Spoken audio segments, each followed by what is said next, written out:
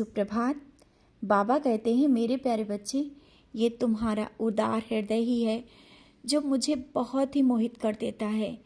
मैं देखता हूँ जब तुम्हारे घर कोई आता है, कोई भी अतिथि आए या बाहर भी कोई आ जाए, यहाँ तक कि छोटा से छोटा कोई जीव भी आ जाए, तुम उसका उसी प्रकार खाने का ध्यान रखते हो, उसकी मदद करते हो।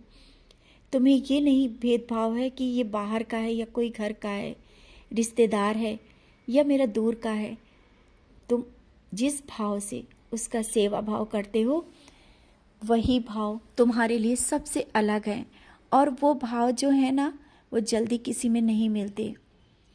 जब तुम कोई अतिथि आता है और उसको अपनी सामर्थ्य से ज़्यादा, जितनी तुम्हारी सामर्थ्य नहीं है उससे ज़्यादा उसका अतिथि सत्कार कर रहे हो, उसका ध्यान रख रहे हो, और भले ही तुम कुछ भी खाओ, उसको अच्छे से खाना खिलाते हो, समय पर उसका ध्यान रखते हो, यही सेवा तुम्हारी बहुत बड़ी सेवा है।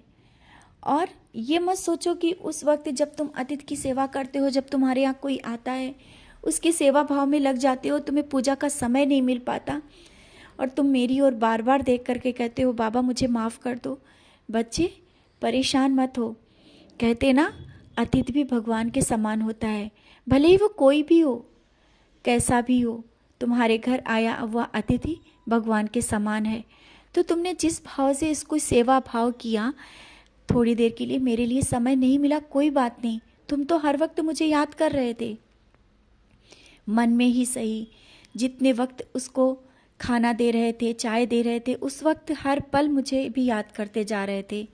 और ऐसा नहीं कि तुम मेरे लिए कोई विशेष समय निकालो। मैंने कहा ना, तुम्हारे कर्म सबसे बड़ी पूजा है। अगर उन अतिथि को छोड़ करके तुम मेरे पास बैठते तो क्या मेरी ये पूजा सफल होती? नहीं, बिल्कुल भी नहीं। दरवाजे पे आया हुआ कोई भी जानवर, कोई भी व्यक्ति, कोई भी जीव तुम्हारे घर आकर के भूखा नहीं जाता। तुम्हारे घर में जो भी है खुलकर उसे ला करके देते हो, उसे खिलाते हो, उसकी मदद करते हो। जैसा कि मैं देख रहा हूँ, कुछ दिनों से तुम्हारे मन में जो भाव आ रहे हैं ना, दूसरों को देख करके आंखों में आंसू आ जाते हैं। जब किसी को दुख में देखते हो, दर्द में देखते हो, तुम्हारे मन में ये होता है कि उसके लिए क्या कर दें, और ज़्यादा से ज़्यादा करने की कोशिश करते हो। अपनी सामर्थ्य के अनुसार करते हो, लेकिन सामर्थ्य से ज़्यादा भी करने की मन कर रहा है। जल्दी ही वो करोगे, निराश मत हो। तुम्हारे यही भाव, जब जिस भाव से उसके लिए मदद करते हो ना, तो ये भाव कहाँ से आए हैं और कैसे आए, ये कभी तुमने सोचा है? तुम्हारे अंदर ये भाव, तुम्हारे सत्य राह पर चलना, यही तो एक अलग बनाता है तुम्हें। और जब तुम निराश होते हो ना, तो इन्हीं बातों से मैं तुम्हें समझाना चाहता हूँ। तुम निराश क्यों होते हो? ये तो देखो, तुम सबसे अलग हो। क्यों अलग हो?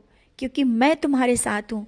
मैं तुम्हें कुछ गलत रास्ते पे जाने नहीं देता हूँ। अच्छे से अच्छे कर्म करवा रहा हूँ। क्यों करवा रहा हूँ? आगे तुम्हारा भविष्य संवारने के लिए, तुम्हें सही रास्ता दिखाने के लिए। तुम्हारे घर कोई आता है, भले ही तुमसे ना कहे, तुम्हें दुआएं दे करके जाता है, तुम्हारी बड़ाई करता है, तुम्हारे कर्म अच्छे बन रहे हैं। तुम्हारे दरवाजे कोई आता है, तुम उसकी सेवा करते हो, उसका सत्कार करते हो, वो भी तुम्हारे लिए दुआएं करता है, दुआ देता है। यही कर्म है। और इससे धीरे धीरे करके जो अपने कर्मों का तुमने जो भंडार भर लिया है ना, ये कभी खाली नहीं होगा। और ये बहुत ही बड़ी चीज़ है, जल्दी ही किसी को नहीं मिलती। दुआएं, जो सबकी तुम दुआएं ले रहे हो, कोई कहे ना कहे, मन से ही दुआएं देता है जब उसकी तुम मदद करते हो। आगे ये तुम्हारे लिए बहुत कुछ अच्छा होने वाला है, बहुत कुछ। विश्वास करना मेरा, तुम कर्मों पर ध्यान दो, और मैं सब देख रहा हूँ, सही रास्ता दिखा रहा हूँ। परेशानियाँ आज हैं, थोड़ी हैं। अगर परेशानियों में भी तुम मुस्कुराते हो तो मैं हूँ ना तुम्हारे साथ। मुस्कुरा करके उन परेशानियों को निकाल देते हो। आज अगर थोड़ी समस्या है, परेशानी, आर्थिक समस्याएं हैं, तब भी तुम्हारे घर के भंडारे कभी खाली नहीं रहते। कोई भी आ जाए, कितना भी आ जाए, तुम्हारे घर खाना खा के ही जाएगा। और भले ही तुम्हारे मन में लग रहा होगा कि ये आज कम है, कैसे होगा, लेकिन वो कम नहीं होता, क्योंकि तुम्हारे घर में अन्नपूर्णा माता का वास है। और ये सब हुआ है तुम्हारी भक्ति और पूजा से। इससे पहले याद करो ये सब चीज़ें नहीं थी। अब बदलाव हुआ है और बहुत बड़े बदलाव हो रहे हैं तुम्हारे जीवन में, बहुत बड़े बदलाव हो रहे हैं। घर में भी, घर का माहौल बदल रहा है, बच्चों में, परिवार में परिवर्तन आ रहा है। ये सब चीज़ें हो रही हैं ना, तो बस निराश मत रहो, धीरे धीरे वो भी सब सही होगा। और घर और परिवार के किसी सदस्य को लेकर जो तुम चिंतित हो ना कि वो उसमें भी सुधार आए, तो आएगा।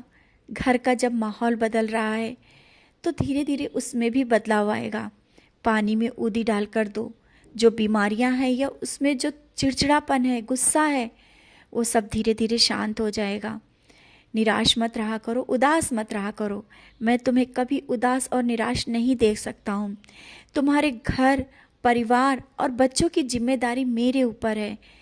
तुम बस कर्म करो, कर्म करते हुए आगे बढ़ो। मैंने कहा ना, मैं हर पल तुम्हारे साथ हूँ।